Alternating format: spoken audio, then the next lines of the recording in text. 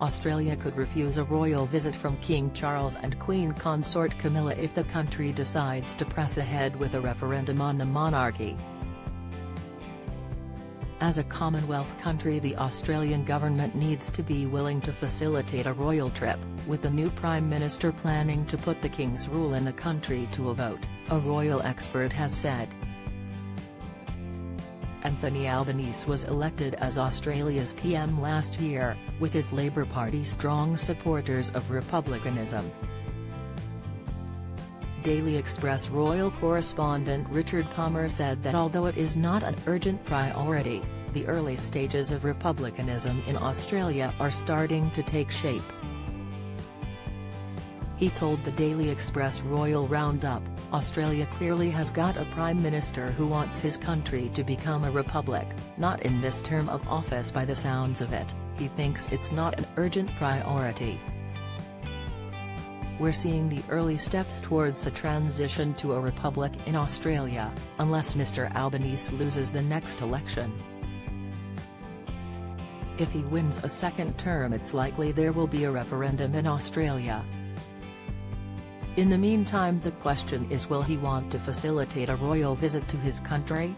The Australian Central Bank recently revealed plans for the image of the monarch on its $5 Australian bills to be replaced with Indigenous artwork, suggesting the country's gradual move to becoming a republic.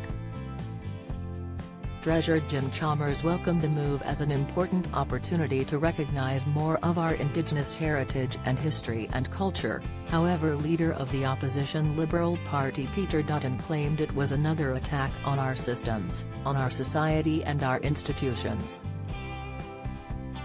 It is not yet known if the King and Queen Consort will visit Australia or New Zealand, where no reigning monarch has been for 23 years.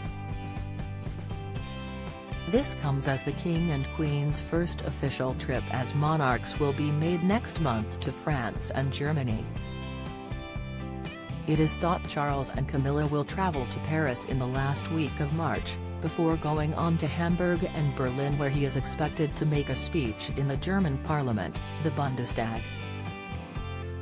Neither trip has been confirmed by Buckingham Palace, although this is not unusual. Royal visits are generally confirmed just a few days before departure for security reasons. In the UK, Charles has had a busy week of engagements, as he visited Brick Lane and the University of East London on Wednesday.